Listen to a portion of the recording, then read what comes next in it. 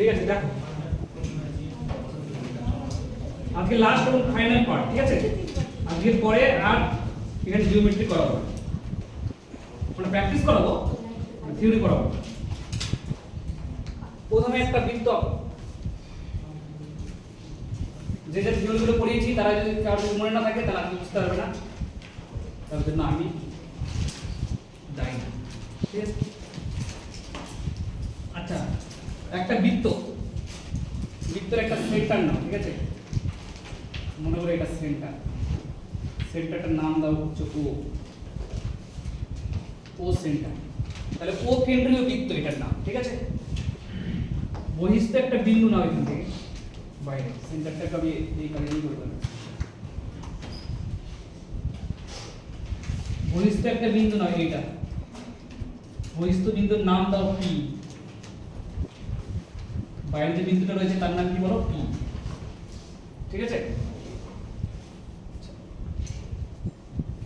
P বিন্দু থেকে এইভাবে একটা স্পর্শক আঁকো।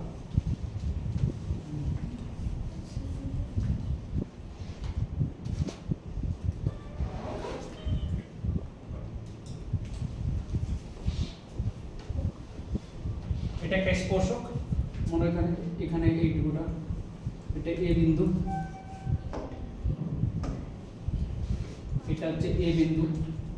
এ বিন্দুতে বন্ধু টাচ করেছে, ফার্দার একটু এক্সটেন্ড করে দিতে পারতাম কিন্তু করলাম না। অ্যাকচুয়ালি স্পর্শকটার নাম হচ্ছে পিএ, এইটুকুটা হচ্ছে স্পর্শক। আর এদিক থেকে একটা স্পর্শক নাও, স্পর্শকটার নাম দাও পিবি। এই বিন্দুটার নাম দাও হচ্ছে পিবি। হলো? এর আগের দিন বলেছিলাম এখানে এই পিএ আর পিবি সমান হবে। দেখো তোমাদের কোশ্চেনে লেখা আছে পিএ আর পিবি ইকুয়াল লেন্থ হবে। এই দুটো স্পর্শক সবসময় কি হয় বলো? ইকুয়াল হয়। দেখো লেখা আছে সমান হয়, মানে বহিস্থ একটা বিন্দু থেকে যদি দুটো স্পর্শক আঁকো, স্পর্শ বিন্দু অবধি পিএ পিবি কি হবে? অলওয়েজ ইকুয়াল হবে, ঠিক আছে। তাহলে এটার মানে কি? বহিস্থ বিন্দু থেকে অঙ্কিত স্পর্শক দুটি সর্বদা সমান হয়, ঠিক আছে। তাহলে এখানে লিখে রাখতে পারো ব্র্যাকেটে, বহিস্থ কোনো বিন্দু থেকে, ব্র্যাকেটে লেখো এখানে, এখান দিয়ে ব্র্যাকেটটা শুরু করো। বহিস্থ কোনো বিন্দু থেকে অঙ্কিত স্পর্শক দুটি, বহিস্থ কোনো বিন্দু থেকে অঙ্কিত স্পর্শক দুটি সর্বদা সমান। পি এ পিবি লেন্থ সমান হবে। এটা যে 6 সেন্টিমিটার হয়, এটাও 6 সেন্টিমিটার, ঠিক আছে। দুটি সমান হবে, হলো? আচ্ছা, স্পর্শক দুটি সমান। আর 2 নম্বর এখান থেকে একটা প্রপার্টি স্পর্শক সম্বন্ধে আজকে কমপ্লিট মানে থিওরেম দিয়ে শেষ হবে, ঠিক আছে, স্পর্শক সম্পর্কে। আর আচ্ছা, এটাও তোমরা জানো, আর একটা তোমরা জিনিস জানো যে এইটা আর এইটা কি হয় সবসময় বলো দেখি, কি হয় বলো? লম্ব হবে 90। 2 নম্বর ইনফরমেশন তোমরা জানো, ও এ অলওয়েজ ব্যাসার্ধ, ও এ তো ব্যাসার্ধ, ব্যাসার্ধ অলওয়েজ স্পর্শকের উপরে কি হয় বলো? লম্ব হবে। মার্ক দ্যাট মিন্স ও এ কার উপর লম্ব হবে বলো? স্পর্শকটার উপর। স্পর্শকটার নাম কি? এটা লম্ব, পিএ, এটার উপর লম্ব হবে। এবং নিচের ব্যাসার্ধটা ওবি, ওবিটা কার উপর লম্ব হবে বলো? নিচের স্পর্শকটার উপর লম্ব হবে। দ্যাট মিন্স পিবি এর উপর লম্ব হবে। দেখো দুটো জিনিস ক্লিয়ার না তোমরা বললো, ঠিক আছে। সেই কারণে ওটা একটা সমকোণী ত্রিভুজ তৈরি হবে, ঠিক আছে। সমকোণী ত্রিভুজ মানে কি? সেখানে পিথাগোরাস বা ট্রিপলেট অ্যাপ্লাই হবে, সেটা আলাদা ব্যাপার, সেটা তোমরা অলওয়েজ মানে তোমরা জানো, হলো? আচ্ছা, একটা জিনিস শিখেছো, এইটা যদি থিটা হয়, এটা যদি থিটা হয়, এটা যদি থিটা হয় তাহলে এটা কত? 180 মাইনাস থিটা। এটা কত বলো? দুটো মিলে 180। হ্যাঁ, তার মানে কি দুটো মিলে দেখো, এটা তো 90 90 180 হয়ে গেল। তাহলে থাকলো চতুর্ভুজের দুটো কোণ, দুটো গুণ করে যোগ করলে আরো এক্সট্রা 180 ডিগ্রি, কারণ চারটা কোণ যদি 60 ডিগ্রি হয়, তার মানে এই দুটো মিলে কি হবে বলো? 180 ডিগ্রি। তার মানে এটা যদি থিটা হয় তাহলে এটা কত হবে বলো 180 ডিগ্রি মাইনাস কি হলো থিটা। ঠিক আছে, তাহলে 3 নম্বর প্রপার্টি স্পর্শক সম্বন্ধে আমি কি জানি? 3 নম্বর প্রপার্টি কি জানি আমি? যদি এপিবি যদি কোণ এপিবি থিটা হয়, এখানে একটা যদি লাগিয়ে দাও, হ্যাঁ, যদি এপিবি কোণ থিটা হয় তবে ওএবি কত হবে বলো?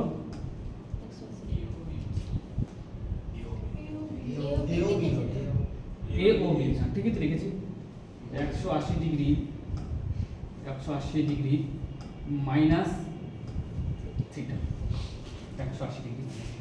স্পর্শক সম্বন্ধে 3 নম্বর প্রপার্টি হচ্ছে এটা। ঠিক আছে, আচ্ছা এবার যদি আমি এখানে একটা সেকেন্ড এঁকে দিই, সেকেন্ড মানে হচ্ছে মানে কি বলে এটাকে, ভেদক বা ছেদক এঁকে দিই, যেটা বৃত্তকে মানে দুই প্রান্ত যে একই পড় একই, তাহলে এইখানকার কোণটা কত হবে কেউ বলতে পারবে? এখানকার কোণটা কত হবে? মানে OAB কত হবে? প্রথমে দেখো OAB আর OBA এই দুটো সমান, এই দুটো কোণ কি সমান? প্রথম কোশ্চেন এটা বলো কেন? কারণ ব্যাসার্ধ দুটো সমান, আর কোনো আমরা জানি কোনো দুটো বাহু সমান হলে তাদের বিপরীত কোণগুলো সমান হবে। বিপরীত কোণ কিভাবে বুঝবো? দেখো এটা বাহুর বিপরীত কোণ হচ্ছে এটা, আর এটা বাহুর বিপরীত কোণ হচ্ছে এটা, তাহলে দুটো বাহু এই বাহুটা আর এই বাহুটা তো সমান, তাদের বিপরীত বাহুগুলো কি হবে? তো 4 নম্বর প্রপার্টি আমি কি লিখতে পারি? 4 নম্বর প্রপার্টি লিখতে পারি যে OAB মানে উপরেরটা এটা নিচেরটার সঙ্গে সমান, OBA এর সঙ্গে সমান, OBA এর সঙ্গে সমান। এবং এটা কত হবে বলো? এখানে যে কোণটা থাকবে তার অর্ধেক, মানে কত বলো? Theta by 2। দেখো 4টা প্রপার্টি সবার ক্লিয়ার কিনা দেখো, খুব সহজ করিয়েছি আমি। আর কি আছে? বুঝছে? 4টা প্রপার্টি সবার ক্লিয়ার, 4টা বেসিক প্রপার্টি। এবার একটা ফার্দার একটা প্রপার্টি এক্সটেনশন করছি। সবাই কিন্তু এগুলো নোট করে রেখে দেবো, ঠিক আছে? এগুলো সব তোমাদের কাজে লাগবে। এটা বহিস্থ একটা বিন্দু নাও, পি বিন্দু, আবার একই ছবি। পি বিন্দু থেকে একটা স্পর্শক আঁকো, পি বিন্দু থেকে একটা স্পর্শক আঁকো।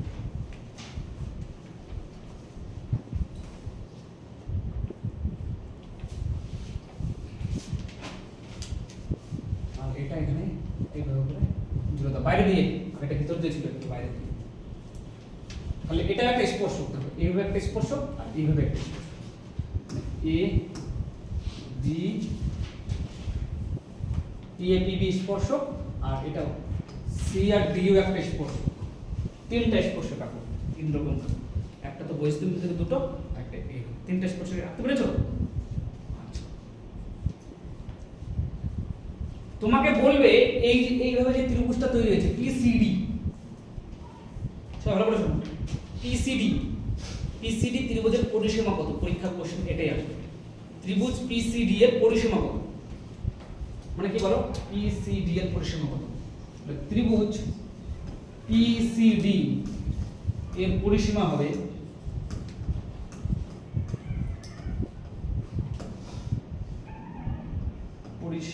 হচ্ছে 2 গুণিত PA, যে কোনো একটা স্পর্শক গুণ করো, 2 গুণিত PA, অথবা এটাও গুণ করতে পারো, অথবা 2 গুণিত কি বলো? PB, কারণ P আর PB তো সমান, একটু আগে শেখালাম, এই স্পর্শকটা আর এই স্পর্শকটা অলওয়েজ সমান হয়, এটাই হচ্ছে পরিসীমা। বলছে ত্রিভুজের পরিসীমা কি হবে? যে কোনো একটা স্পর্শককে 2 দিয়ে গুণ করে দেবো, তাহলে হবে সমান হবে, ঠিক আছে? আচ্ছা, এটা প্রমাণ করে দেখাইতে হবে, ঠিক আছে? তোমার কেউ টুকবা না, তোমরা জাস্ট খালি কিন্তু রেজাল্ট বুঝে গেছো, বাস রেজাল্টটা কিভাবে আসছে আমি সেটা দেখাবো। আচ্ছা, মনে করো এই বিন্দুটা, এই যে এই বিন্দুটা মনে করো যে বিন্দুতে স্পর্শক এই সিডিটা, সেই বিন্দুটার নাম মনে করো ই। ভালো করে দেখো, এটা ই, ই হলো। তাহলে এটাকে মনে করো বহিস্থ বিন্দু মনে করো, সি বিন্দুটাকে বহিস্থ।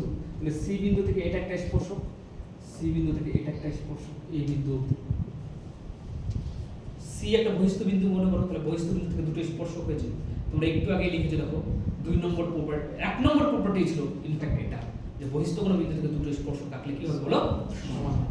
তাহলে এই যে এইটুকু যদি x হয়, ভালো করে শোনো, এইটুকু যদি x হয়, তাহলে এখান থেকে এইটুকু কত বলো, x আচ্ছা। আচ্ছা, এখান থেকে এইটুকু মনে করো, এখান থেকে এইটুকু মনে করো, এখান থেকে এইটুকু, এখান থেকে এবার এটা বহিস্থ বিন্দু থেকে দুটো স্পর্শক আছে, একটা এই স্পর্শক, একটা এই স্পর্শক, দুটো স্পর্শক। এই দুটো সমান, এটা যদি y হয় তাহলে এটাও কত হবে বলো, y হচ্ছে।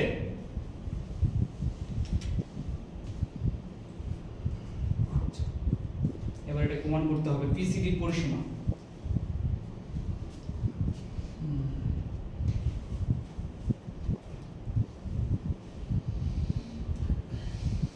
তাহলে পরিসীমা কিভাবে বের করব বলো, এটা পরিসীমা বের যদি করতে চাই,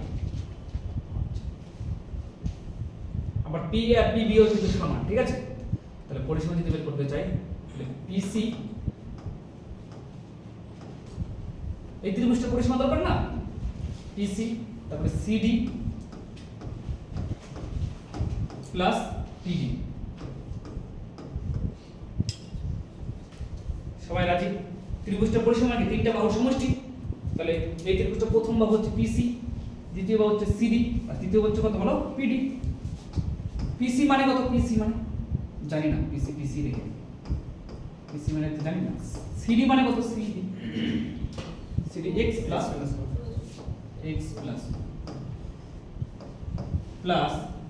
PD। আর PC আর x, দেখো PC আর x এটাকে ব্র্যাকেট দিয়ে দাও, P y আর PD এটাকে ব্র্যাকেট দিয়ে দাও। তাহলে PC আর x যোগ করলে কি হবে বলো, PA। PC আর x যোগ করলে কি হবে টোটাল, PA। তাহলে এটার মানে হচ্ছে PA, আর নিচেরটার মানে y আর PD যোগ করলে টোটাল কি বলো, PB। আবার P আর PB নাকি সমান, তাহলে এটা সমান কি দেখা যাবে, PA প্লাস PA, তার মানে কত হলো বলো, 2PA। এটা হচ্ছে বুঝতে পেরেছো? পরীক্ষায় এগুলোই আসতো আগে ছোটবেলায়, তোমার মনে হবে, ঠিক আছে। তাহলে এটা কি হবে বলো, তাহলে পরিসীমা কত হবে বলো, 2 ইনটু PA মনে রাখবা, কিংবা 2 ইনটু PB যেটাই বলতে হয়ে গেল। এটা নেক্সট প্রপার্টি,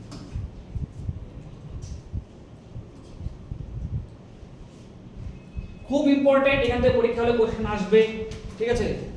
WCS বলো, যে পরীক্ষা বলো, সব পরীক্ষা আসবে। দুটো স্পর্শ, দুটো সার্কেল নাও, ঠিক আছে। খুব একদম সিনসিয়ারলি ক্লাসটা দেখো, ঠিক আছে। মনে করো এটা একটা বৃত্ত, মনে করো এটা একটা বৃত্ত, ছোট বড় করে ঠিক আছে। রাখবো না হাতে?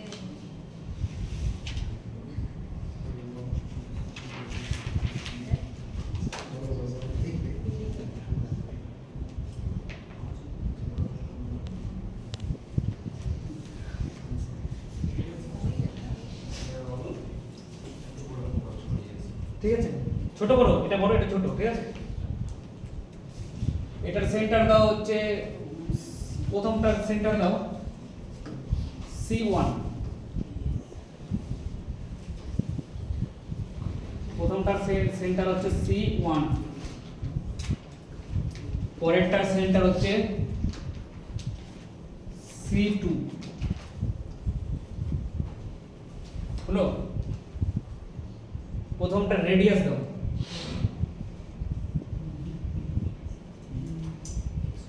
প্রথমটা রেডিয়াস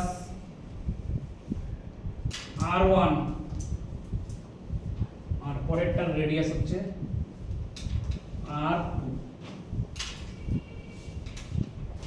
বুঝছেন সবাই ক্লিয়ার আচ্ছা সেন্টার দুটোর মধ্যে দূরত্ব কোনটা বলো সেন্টার দুটোর মধ্যে কতখানি দূরত্ব আছে সেন্টার দুটোর মধ্যে কি করে বুঝবো কতখানি দূরত্ব আছে তাহলে কি করতে হবে সরলরেখাতে কানেক্ট করতে হবে দুটো সেন্টারকে মনে করে এটাতে কানেক্ট করো তাহলে C1 C2 যেটা লেন্থ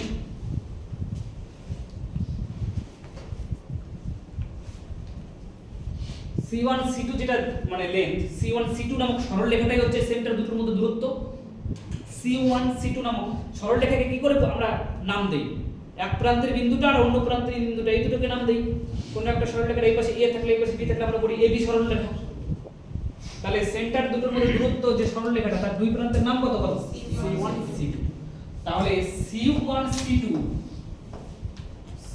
C2 টা হচ্ছে সেন্টার দুটোর মধ্যে দূরত্ব এই সরলরেখাটাই হচ্ছে সেন্টার দুটোর মধ্যে দূরত্ব বুঝা গেল আচ্ছা সেন্টার দুটোর মধ্যে দূরত্বটা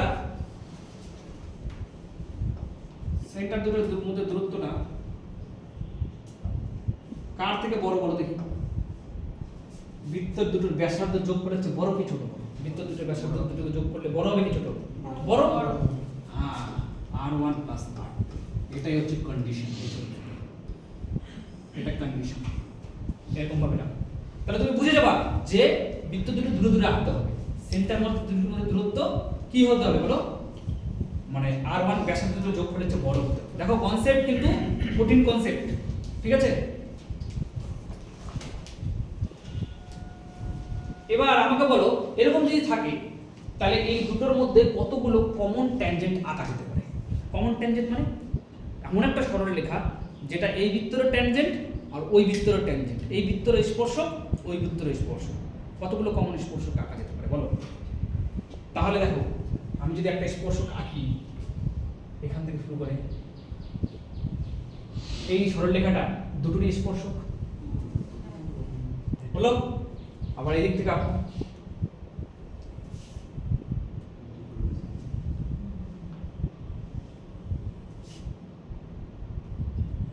এইটা সরলরেখাটা দুটোর স্পর্শক আবার একটা স্পর্শক কমন স্পর্শক আঁকো উপর দিয়ে আঁকো এই সরলরেখাটাও দুটোরই স্পর্শক এখানে একটা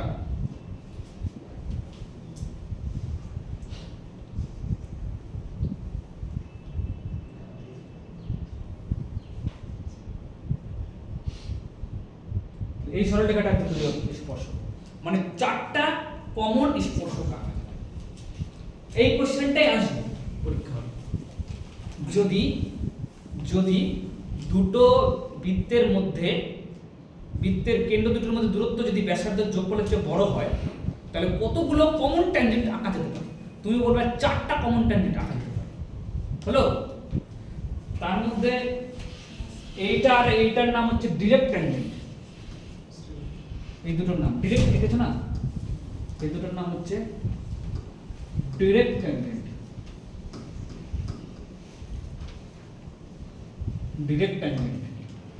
হলো আর যেটাকে এভাবে ক্রস করে গেছো প্যারা করে গেছো সেটার নাম হচ্ছে ট্রান্সভার্স ট্যানজেন্ট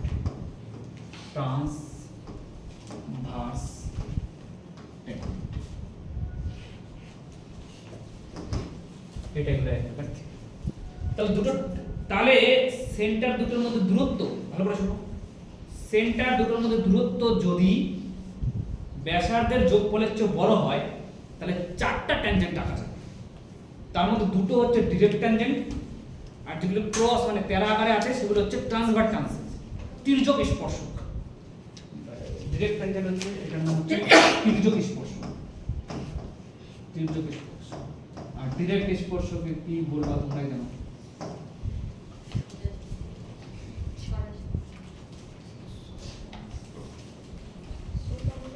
বুঝতে পেরেছো সবাই কি বললাম ডিরেক্ট ট্যানজেন্ট আর একটা ট্রান্সভার্স ট্যানজেন্ট ঠিক আছে চারটা সবার ক্লিয়ার থাকলে পরের কনসেপ্টে পড়াবো এটা একটু ডিটেইলসে লিখে বলে দিন আরেকবার ওই যে C1 দাঁড়াও সব হবে তুমি খালি টোকো আর লেখো যে এটা যদি হয় তাহলে চারটি স্পর্শক আঁকা যাবে খালি এখানে লিখে দাও চারটি স্পর্শক আঁকা যাবে কিচ্ছু লিখতে হবে না চারটি স্পর্শক আঁকা যাবে স্পর্শক আঁকা যাবে।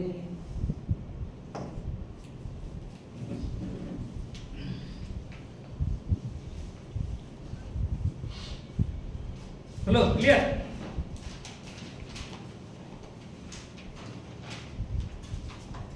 হচ্ছে এবার আবার বড় বড় বৃত্ত রাখো, পরের কনসেপ্ট।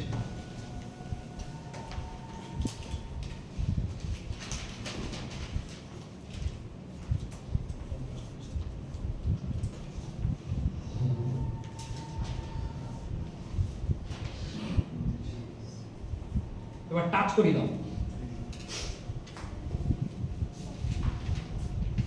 এই বিন্দুটার নাম দাও C1, সেন্টারটা বড় বৃত্তটার সেন্টারটার নাম দাও C1,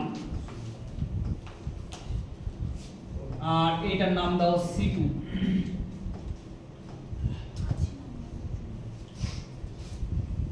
হচ্ছে ক্লিয়ার? বড় বৃত্ত সাইডে ছোট বৃত্তটা লাগিয়ে দাও, ঠিক আছে? এবার আমাকে দেখো, আমি আমি আমি যদি বলি কেন্দ্র দুটোর মধ্যে দূরত্ব কত? কেন্দ্র দুটোর মধ্যে দূরত্ব কত? তাই একটা সরলরেখা দিয়ে প্রকাশ করতে হবে দাদা, এটাই হচ্ছে কেন্দ্র দুটোর মধ্যে দূরত্ব। C1 C2 নামক সরলরেখাটা হচ্ছে কেন্দ্র দুটোর মধ্যে দূরত্ব। কেন্দ্র দুটোর মধ্যে দূরত্ব কত বলো?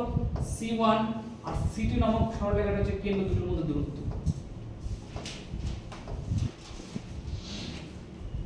ক্লিয়ার? এটা কার সঙ্গে সমান কেউ বলতে পারবে? আগেটা বড় ছিল, এটা সমান কার সঙ্গে বলো? প্রথমটার ব্যাসার্ধ যদি R1 হয় আর দ্বিতীয়টার ব্যাসার্ধ যদি R2 হয়, তাহলে C1 C2 টা কার সঙ্গে সমান হলো? R1 প্লাস R2 এর সঙ্গে সমান। তাহলে R1 প্লাস R2 এর সঙ্গে সমান।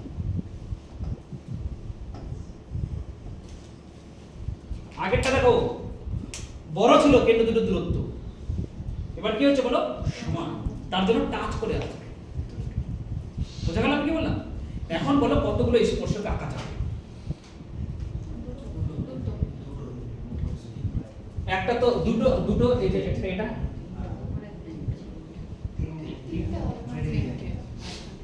এটা একটা স্পর্শক, আর একটা স্পর্শক।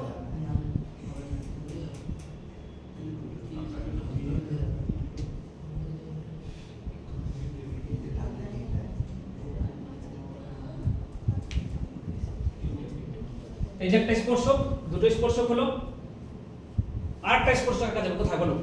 যদি এই বিন্দুটাকে স্পর্শ বিন্দু মনে করো, তাহলে এটা একটা স্পর্শক। কটা স্পর্শক আঁকা যাচ্ছে বলো? তিনটা। তাহলে তিনটা কমন স্পর্শক আঁকা যাবে। যখন C1 C2 কেন্দ্র দুটোর মধ্যে দূরত্ব ব্যাসার্ধ দুটোর যোগফলের সঙ্গে সমান হবে, তখন তিনটা স্পর্শক আঁকা যাবে। দুটো তো ডিরেক্ট আর একটা হচ্ছে ট্রান্সভার্স। বোঝা গেল কি বললাম? তাহলে তোমরা শুধু লাগো তিনটি স্পর্শক, তিনটি কমন স্পর্শক, কমন বা সাধারণ, যেটা দুটোরই স্পর্শক, কমন স্পর্শক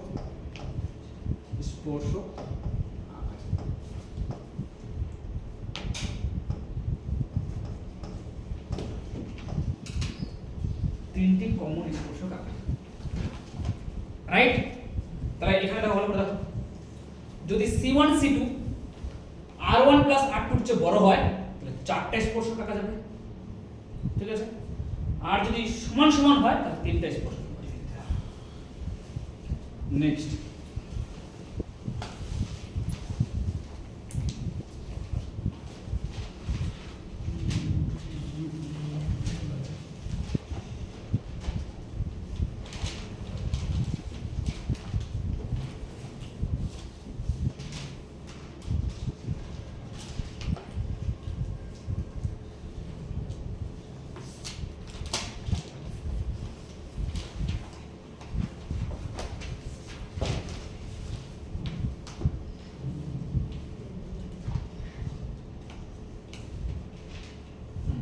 এরকম করবে। আগেটা দূরে ছিল, এখন পরে টাচ করলাম, এবার তো মানে কি বলবো,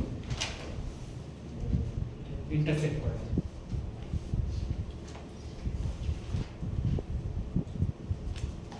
প্রথমটার সেন্টারের নাম দাও C1,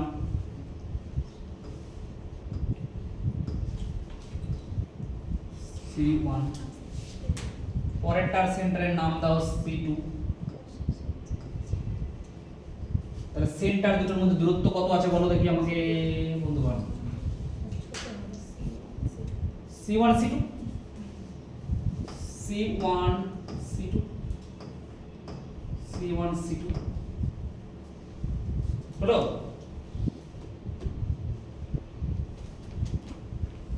আচ্ছা তাহলে এই প্রথমটার ব্যাসার্ধ মনে করো R1, তার মানে R1টা এতখানি R1, তারপর R2 মানে এতখানি, তাহলে বলো কোনটা বড় হবে? R1 প্লাস R2 বড় হবে কি? ছোট মানটা আর C1 C2 R1 plus R2, R1 হচ্ছে এইটুকু, সবাই ভালো করে দেখো, এইটুকু হচ্ছে R1, R2 হচ্ছে এইটুকু, এই দুটোকে যোগ করলে C1 C2 হচ্ছে বড় হবে না ছোট হবে? বলো। ডেফিনেটলি বড় হবে, বুঝতে পেরেছো তো? দেখো প্রথমেরটা ছোট, প্রথমেরটা C1 C2 বড় হয়েছে, তারপরটা সমান হয়েছে, তারপরেরটা R1 R2 বড় হয়েছে। বুঝা গেল কি বললাম? বড় না? R1 R2 হচ্ছে বড়, R1 প্লাস R2 বড়। তাহলে কতগুলো স্পর্শ টাকা যাবে? কারো কোনো আইডিয়া? কতগুলো স্পর্শ টাকা যাবে? একটা দুটো স্পর্শ টাকা যাবে, একটা হচ্ছে একটা এটা আর একটা হচ্ছে দুটো স্পর্শ টাকা যাবে। লেখো দুটি স্পর্শ অঙ্কন করো, দুটি স্পর্শ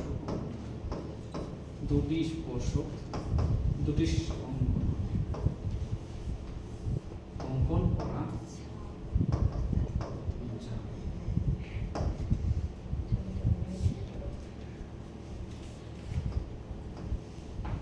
দুটি স্পর্শক অঙ্কন করা যাবে। লিখেছো সবাই দুটি স্পর্শক অঙ্কন করা যাবে?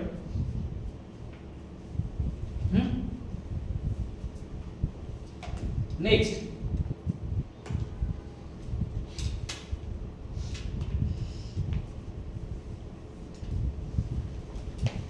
নেক্সট এবার দেখো next next next next next next একটা বৃত্ত, এবার ছোট বৃত্তটাকে না দুটো রাখতে হবে। ওরাও খাতায় লিখে রাখছো তো? এবার তো একদম মানে কি বলে ট্রেনের ঘটনা হয়ে গেল, বুঝতে পারলো? প্রথমে দূরে ছিল, তারপর ধীরে ধীরে কাছে আসলো, টাচ করলো, তারপরে বসেই গেল, এখন শুয়েই পড়বে।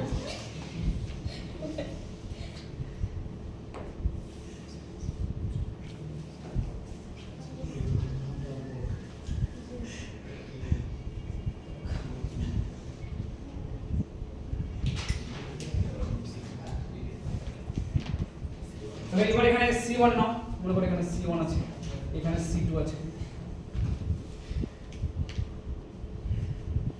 এবার কেন্দ্র দুটোর মধ্যে দূরত্ব কত? এটা হচ্ছে কেন্দ্র দুটোর মধ্যে দূরত্ব C1 C2 C1 C2 C1 C2। আর ব্যাসার্ধ দুটোর যোগফল কত বলো? R1 মানে এখান থেকে এই অবধি R1, R2 মানে এখান থেকে এইটুকু, মানে ছোট না বড় বলো? C1 C2 C1 C2 কেন্দ্র দুটোর মধ্যে দূরত্ব R1 প্লাস R2 হচ্ছে ছোট না বড়? বলছে R1 মাইনাস R2 এর চেয়েও ছোট হবে, মানে দুটোকে যদি বিয়োগ করে দাও ব্যাসার্ধ, আগেগুলো তো যোগ করেছিলাম, এটা দেখো এটা যোগ ফলের চেয়ে ছোট হয়েছিল, বলছে এটা বিয়োগ ফলের চেয়ে ছোট হবে কেন্দ্র দুটোর মধ্যে দূরত্ব। বোঝা গেল কি বললাম? তাহলে কটা স্পর্শ অঙ্কন করা যাবে? শুধুমাত্র একটা স্পর্শ অঙ্কন করা যাবে,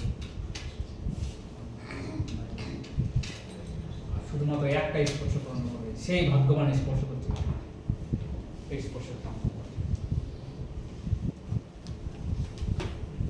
সবার ছবি একটা ক্লিয়ার হলে একবার রিভিশন করে দেবো, তারপর ফার্দার একটা থিওরি আছে। তো তুমি কি ভাবছো কি পড়াবো? আজ মঙ্গলবার है चूहा का पुकार।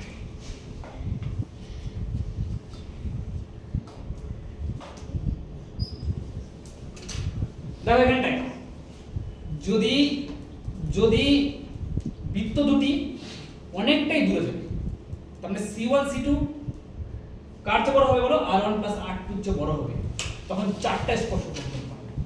ঠিক আছে, আজকে প্রথম দিন দেখছো, ঠিক আছে, যতদিন অবধি অঙ্ক করতে হবে ততদিন তো এই জিনিসটাই দেখতে হবে, তো কেন বুঝতে হবে না?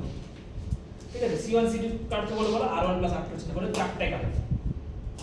যদি সমান হয় তিনটা আঁকা যাবে, যদি ছোট হয় দুটো আঁকা যাবে, যদি বিয়োগ ফলের চেয়েও ছোট হয় তাহলে একটাই আসবে। এটা সমান হবে না। কোনটা? কেন সমান হবে? কেন সমান হবে? R1 প্লাস R1 মানে কি প্রথম বৃত্তের ব্যাসার্ধ, মানে এখান থেকে এই অবধি। পুরোটা, হ্যাঁ। এখানে তো প্রথমটাই তো ওকে হচ্ছে বড় হয়ে গেল C1 C2। প্রথম বৃত্তের ব্যাসার্ধ কোনটা বলো? প্রথম বৃত্তের কেন্দ্র থেকে পরিধির উপর যে কোনো একটা বিন্দু পর্যন্ত তো প্রথম বৃত্তের ব্যাসার্ধ হবে। তাহলে এই ধরো মনে করো যে এটা যদি ফার্দার একটু এঁকে দাও, তাহলে এটা হচ্ছে প্রথম বৃত্তের ব্যাসার্ধ। বোঝা গেল আমি কি বললাম? তাহলে প্রথম বৃত্তের ব্যাসার্ধটাই তো কেন্দ্র দুটোর দূরত্ব হচ্ছে বড় হয়ে গেছে। প্রথম বৃত্তের যেটা ব্যাসার্ধ সেটাই কেন্দ্র দুটোর মধ্যে দূরত্ব হচ্ছে বড় হয়ে গেছে। বুঝা গেল? তাহলে কটা স্পর্শক গুণ করা যাবে? একটা। এবার না। ইকুয়ালি তো হবে না। Equal হবে না। কেন ইকুয়াল হবে? ওটা তো মাইনাস হয়ে যাচ্ছে না, মাইনাস হচ্ছে যে R2 টা মাইনাস হলে তো ওই কমন এরিয়াটাই থাকছে। R1 থেকে R2 বাদ দিলে তো কমন এরিয়াটাই থাকবে C1 R1 মাইনাস R2 না? ইকুয়াল হবে। আচ্ছা তাহলে R1 আর এটা 4 হ্যাঁ, তাহলে এখানে ইকুয়ালস টু করতে হবে। ঠিক ঠিক। এখানে equals to C1 C2 C1 C2 equals to equals to হলেও হবে, ছোট হলেও হবে, ঠিক আছে?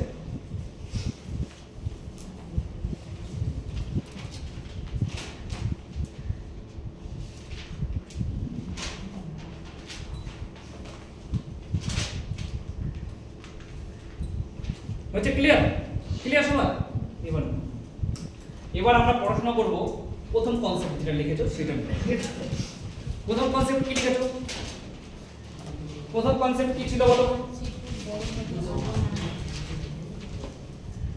প্রথম কনসেপ্ট এরকম ছিল, একটা প্রথম বৃত্ত আর একটা দ্বিতীয়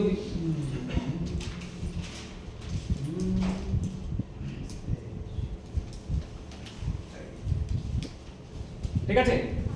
আচ্ছা এখানে কতগুলো ট্যানজেন্ট তৈরি হবে আমরা বলো প্রথমে, শিখে গেছো? চারটা ট্যানজেন্ট তৈরি হবে। তার মধ্যে দুটোকে কোন ট্যানজেন্ট বলবো বলো? Direct tangent. আর দুটোকে বলবো কি? Transverse tangent. এবার পরীক্ষা হলে আসবে ডিরেক্ট ট্যানজেন্টের মান নির্ণয় করো। বোঝা গেল আমি কি বললাম? ডিরেক্ট ট্যানজেন্টের মান নির্ণয় করো। মনে করো যে কোনো একটা ডিরেক্ট ট্যানজেন্টের মান দিতে হবে নির্ণয় করতে।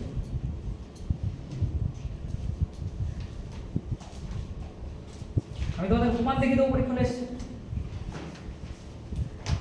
বলবে এই ডিরেক্ট ট্যানজেন্টের মান নির্ণয় করো। অর্থাৎ এইটা এই বিন্দুটা মনে করো যদি দেখবে এটা হচ্ছে এ, মনে করো এটা এ, আর এটা মনে করো বি। পরীক্ষা হলে আসবে ডিরেক্ট ট্যানজেন্টের মান নির্ণয় করো এবি লেন্থ। ঠিক আছে? তাহলে কিভাবে করব? তাহলে যেটা যেটা আমরা জানি সেটা আমরা লিখে নেব প্রথমে।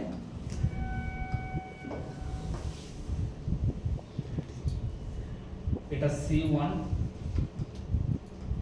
C1 এটা হচ্ছে কি বলো? C2। তাহলে দুটো সেন্টারের মধ্যে দূরত্ব কোনটা বলো? C1 C2 বলো। প্রথম বৃত্তের ব্যাসার্ধটা এঁকে নাও। এটা R1 মনে করো প্রথম বৃত্তের ব্যাসার্ধ, আর দ্বিতীয় বৃত্তের ব্যাসার্ধটা এঁকে নাও, এটা মনে করো R।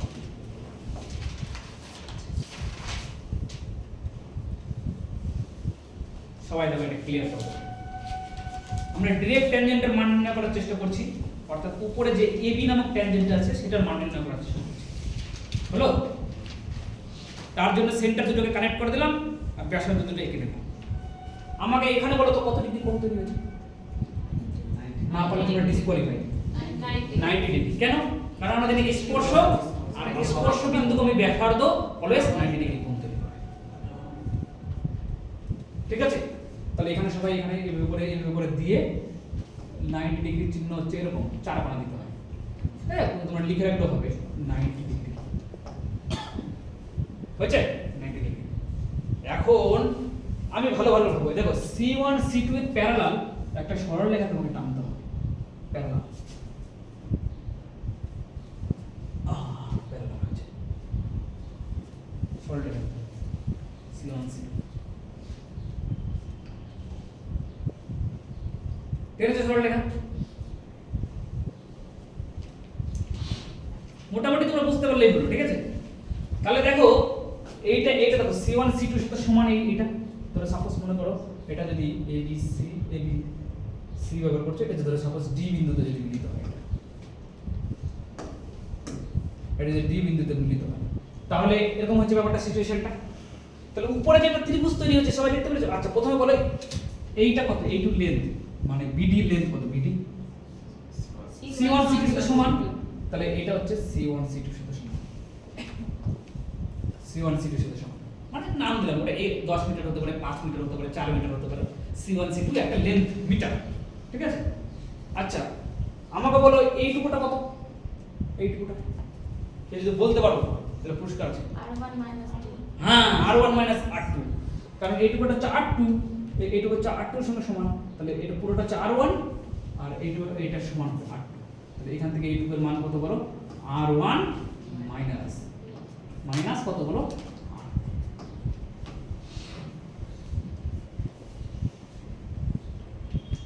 ক্লিয়ার? R1 - R2 কেন সবাই ক্লিয়ার? R1 - R2 কেন সবাই ক্লিয়ার? আচ্ছা আমাকে বলো এটা একটা সমকোণী ত্রিভুজ, বুঝতে পেরেছো? অতিভুজটা হচ্ছে C1 C2, কি লম্বটা হচ্ছে R1 - R2, ভূমি আমার দরকার, ডাইরেক্ট কমন টেনজেন্ট আমার দরকার, ভূমি আমার দরকার, তাহলে আমরা পিথাগোরাসের সূত্র থেকে কি পাবো বলো, অতিভুজ স্কয়ার মাইনাস যেটা জানি সেটা স্কয়ার তার রুট ওভার, তার মানে পিথাগোরাসের সূত্র অনুযায়ী একবার আমি পিথাগোরাস অ্যাপ্লাই করে দিলাম, ঠিক আছে? পিথাগোরাস এর উপপাদ্য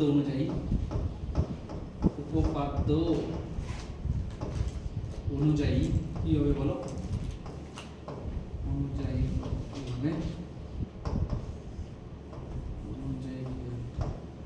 বলো এটা লেন্থ দরকার AB দরকার, এবিটাই তো আমার ডাইরেক্ট কনটেন্ট, কি হবে অতিভুজ স্কয়ার মানে C1 C2 তার স্কয়ার মানে সেন্টার দুটোর মধ্যে যেটা দূরত্ব সেটার স্কয়ার মাইনাস R1 - R2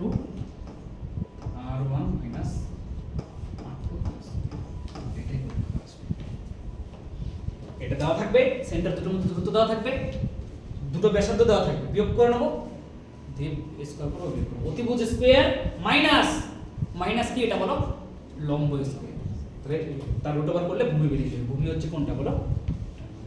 এখন এটা দেখে কেউ অবাক হয়ে যাও না, এখানে কিন্তু সিম্পলি পিথাগোরাসের উপপাদ্য অ্যাপ্লাই হচ্ছে, ঠিক আছে? ডাইরেক্ট কমন টেনজেন্ট এইভাবে বের করতে হবে, বুঝে গেল আমি কি বললাম? পরীক্ষায় দেওয়া থাকবে কি দেওয়া থাকবে, দুটো বৃত্ত তাদের সেন্টারের মধ্যে দূরত্ব 15 মিটার,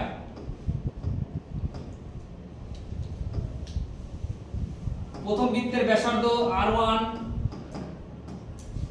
12 মিটার, দ্বিতীয় ছোট বৃত্তটার দূরত্ব ব্যাসার্ধ 4 মিটার, তা আমাকে বলো যে ডাইরেক্ট কমন ট্যানজেন্টের দৈর্ঘ্য কত।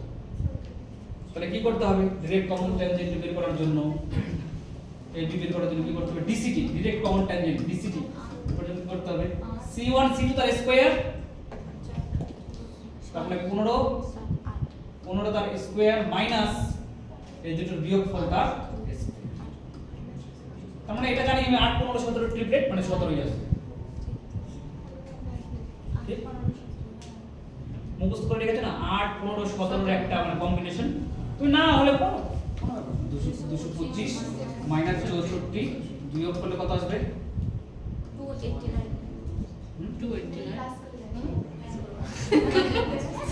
ও যাই হোক তাহলে 17 নেন, এটা 17 নিন, হ্যাঁ 17 নিন, যাই হোক সত্যি বুঝতে পারবো না, ঠিক আছে? তুমি ক পেজ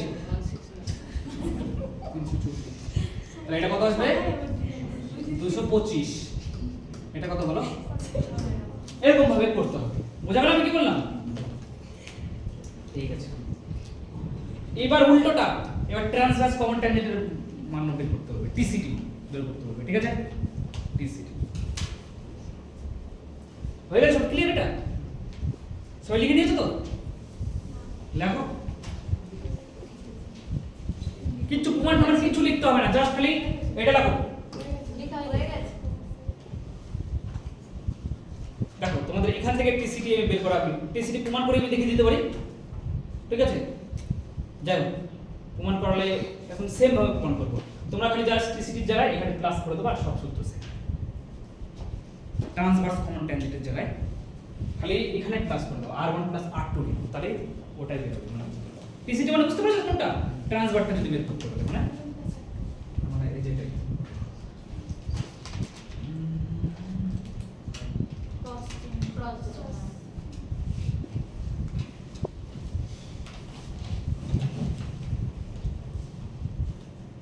মানে তোমাকে যদি টিসিটি বের করতে বলে, টিসিটি এই টিসিটি কি অবস্থা এরকম কেন? মানে এইটা যদি তোমাকে বের করতে বলে টিসিটি সূত্র সেম, √c1 c2 সেন্টার দুটোর মধ্যে দূরত্ব তার square minus bracket r1 + r2 তার স্কয়ার। বুঝা গেল? তাহলে ডিসিটি বের করার জন্য কি করতে হবে বলো? মাইনাস c1 সেন্টার দুটোর মধ্যে দূরত্ব তার স্কয়ার মাইনাস r1 - r2 তার স্কয়ার। আর টিসিটি বের করার জন্য কি করতে হবে বলো? ট্রান্সফার করার জন্য একই সূত্র, শুধু r1 - r2 জায়গায় r1 + r2 বাস সেম সূত্র। বুঝা গেল? বুঝতে পারলে কি পারলে না? শুধু প্রমাণটা দেখো, আমি প্রমাণটা তোমার টুক বানা শুধু দেখো আমি করে দিচ্ছি, ঠিক আছে? আচ্ছা লিখতে পেরেছো? পারো না টিসিটি ট্রান্সভার্স কন্টেন্ট লিখতে পেরেছো? কই দেখি কি লিখেছো? হ্যাঁ ঠিক, টিসিটি ট্রান্সভার্সটা যেটা সেটা বের করার জন্য ওটা সূত্র আমি প্রমাণ করে দিচ্ছি, তোমরা দেখো, ঠিক আছে? মাঝে মাঝে তোমাদের দেখে ভয় লাগে, কি যে করছো আমি বুঝতে পারছি না। টিসিটি বের করতে হবে, সেন্টার দুটোর মধ্যে দূরত্ব দাও, কিছু দিতে হবে না, তোমরা দেখো, বেশি করালে তোমার শেষ হলো। আচ্ছা এই ব্যাসার্ধটাই কি দিই? দেখি এই ব্যাসার্ধটাই আমার দরকার কোনটার লেন্থ বলো তো? যদি এটার নাম দিই c1 c2 a b, তার মানে ab দরকার, ab দরকার, ab দরকার, ab দরকার। তার জন্য কি করলাম? এটার প্যারালালি একটা নিচ দিয়ে একটা রেখা টানলাম, এটার প্যারালালি নিচ দিয়ে, আর এটাকে কানেক্ট করতে হবে মানে এরকম করে। আচ্ছা সমকোণী ত্রিভুজটা 90, এটা ত্রিভুজ দেখতে পাচ্ছ সবাই? এই যে এই ত্রিভুজটা, এই ত্রিভুজটা সবাই দেখতে পেয়েছো?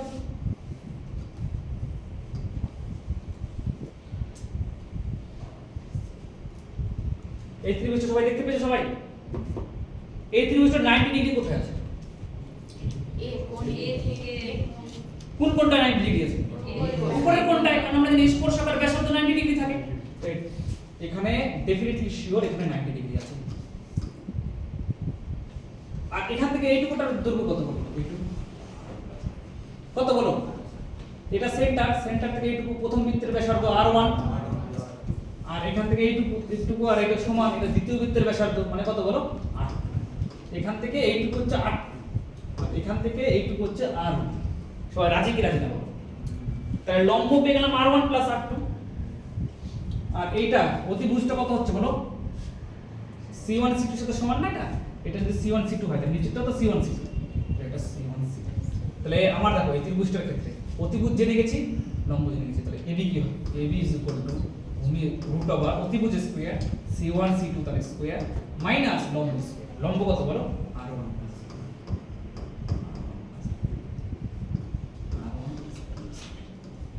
এই জন্য বললাম প্লাস। বুঝতে পেরেছো? কারণ আমি লম্বটা তো কিভাবে পেলাম বলো? r1 + r2 করে পেলাম, তার জন্য c1 c2 মাইনাস। এটা হচ্ছে টিসিটি। বন্ধুগণ আর একটা ঠিক কি বুঝতে পারলেন এটা? ঠিক আছে, এটা বুঝতে পারছো কি বললাম? এটা হচ্ছে ডিসিটি আর এটা ডিসিটি। ডিরেক্টের বেলায় এখানে এই যে সব সূত্র সেম, দেখো এখানে মাইনাস দেব, আর টিসিটির বেলায় কি দেব বলো? প্লাস। ঠিক আছে, শুধু একদিন না 2 দিন না, যতদিন অবধি তুমি অঙ্ক করবা ততদিন অবধি এটা যদি দেখো 3 থেকে 4 বার দেখো, তোমার তো মুখস্থ হয়ে যাওয়ার কথা। আর ডেফিনেটলি শিওর মুখস্থ। ঠিক আছে, অবাক হয়ে থাকে, মানে অবাক হওয়ার কোনো কারণ। বুঝতে পারছো কি বললাম? নেক্সট এবার আমরা কত নম্বর করেছিল ওটা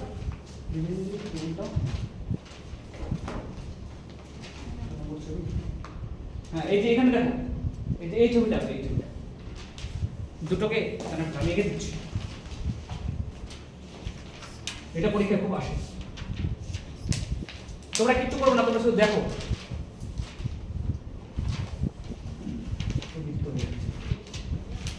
এরকম ভাবে আঁকতে পারো, আমাদের লাভ হবে। প্রথম বৃত্তের সেন্টার C1, প্রথম বৃত্তের সেন্টার C1, দ্বিতীয় বৃত্তের সেন্টার মনে করো C2।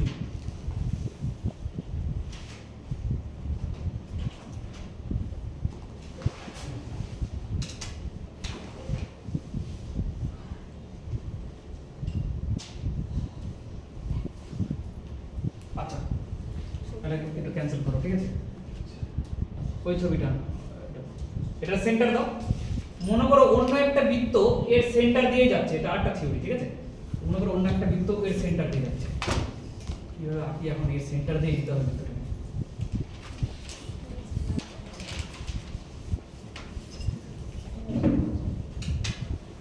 দুটো সমান বৃত্তের ব্যাসার্ধ একে অপরের সেন্টার দিয়ে যাচ্ছে, এর সেন্টারটা এর উপর অবস্থিত, এই বৃত্তের সেন্টারটা এর উপর অবস্থিত। কি অদ্ভুত কাণ্ড! দুটো বৃত্ত আছে, সমান বৃত্তের ব্যাসার্ধ মানে ইকুয়াল ব্যাসার্ধ একে অপরের সেন্টার দিয়ে যাচ্ছে। বোঝা গেল আমি কি বললাম? মানে এর সেন্টার ওর পরিধির উপর, ওর সেন্টার এর পরিধির উপর আছে। এবার এখানে কি তোমাকে পরীক্ষায় যেটা আসবে পরীক্ষায় সেটা বলবে এদের একটা কমন সেকেন্ড আছে। সেকেন্ড মানে কি? কমন একটা ছেদক আছে, মানে এটা কিন্তু স্পর্শক না, ছেদক। পরীক্ষা আসবে এই ছেদকটার লেন্থ, ডেফিনেটলি শিওর, প্রমাণ দিকে পরীক্ষা আসবে এই ছেদকটার লেন্থ।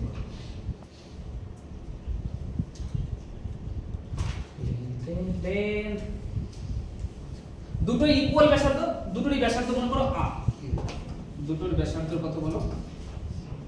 r, ঠিক আছে? তাহলে এইটা কত বলো দেখি আমাকে। এটা যদি কেন্দ্র হয়, এটা ও দিলাম কেন্দ্রের নাম, এটা দিলাম কেন্দ্রের নাম ও ড্যাশ। তাহলে এটা কি প্রথম বৃত্তের ব্যাসার্ধ? ব্যাসার্ধ কাকে বলে? দেখলা বেসিক জায়গায় ঘুরে যেতে হবে। ব্যাসার্ধ কাকে বলে?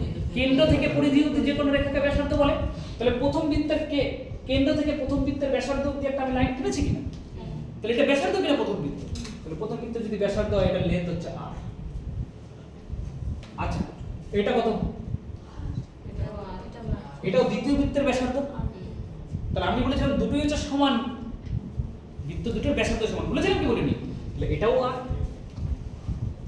আচ্ছা আমি যদি এটাকে দুটো বৃত্তকে যদি কানেক্ট করে দিই তাহলে এটা কত? এটাও দেখো, এটাও r। কেন?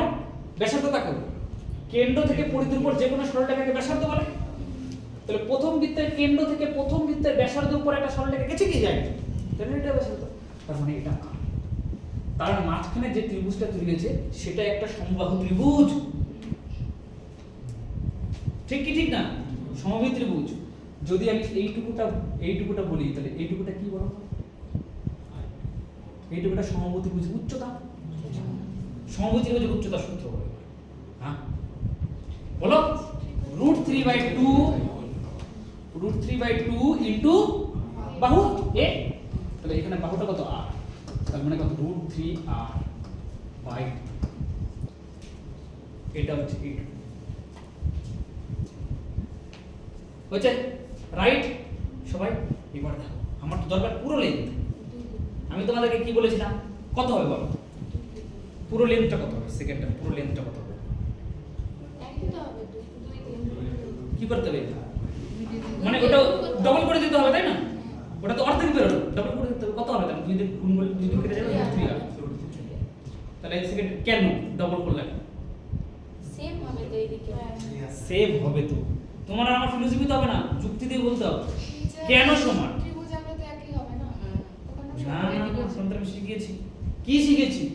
বৃত্তের কেন্দ্র থেকে যদি জ্যায়ের উপর একটা লম্ব সরলরেখা আঁকি বন্ধুগণ, তাহলে সেই সরলরেখা লম্ব সরলরেখাটা এটাকে সমান 2/2। সমান। ওই যে থিওরাম বলেছিলাম কি বলিনি যে বৃত্তের কেন্দ্র থেকে কোনো একটা সরল রেখা যদি জ্যায়ের উপর আঁকি সেটা যদি লম্বভাবে পড়ে তাহলে সেটা সমান 2/2 হবে। তার জন্য 2 দিয়ে গুণ করলাম, তোমার আমার ইচ্ছা হয়েছে তার জন্য না, মনে হচ্ছে সমান তার জন্য না, সমান আমি ডেফিনেটলি জানি সমান। বুঝতে পেরেছো? তাহলে কি হবে বলো? অতএব অতএব অতএব এর নাম ছেদক বা জ্যা, জ্যা কমন জ্যা, এটাকে বলে সাধারণ জ্যা, দুটোরই জ্যা না। অতএব সাধারণ জ্যা, সাধারণ জ্যা, জ্যা এর দৈর্ঘ্য, দৈর্ঘ্য হচ্ছে কত? দৈর্ঘ্য মানে √3r/2 ইনটু কত বলো? 2। 2 কেটে গেল, কত থাকলো বলো? √3। বাস। ঠিক আছে, কি বললাম? এসএসসি রিলের জন্য জিওমেট্রি শেষ, আসবে না। ঠিক আছে, শুধু শুধু ত্রিভুজের কয়েকটা জিনিস বাকি আছে পড়াই, ঠিক আছে? কারণ একদিন মাঝখানে মিস হয়ে গেছিল, তো ওই দিনটা ত্রিভুজের জন্য থেকেই গেছিল। 2-3টা ক্লাস দিয়ে আমি পড়িয়ে দেবো, ঠিক আছে? বাড়িতে বসে বসে আমি চেয়ারে বসে পড়িয়ে দেবো, ওটা দেখে। ঠিক আছে, এবার এগুলোকে কাজে লাগিয়ে তোমাকে সারা বছর যতদিন না চাকরি পাচ্ছ এই থিওরিগুলোকে কাজে লাগিয়ে তোমাকে অঙ্ক করে যেতে হবে। বুঝতে পারলাম কি বললাম? ঠিক আছে, চলো 5 মিনিট ব্রেক, দেখো আগে পড়া।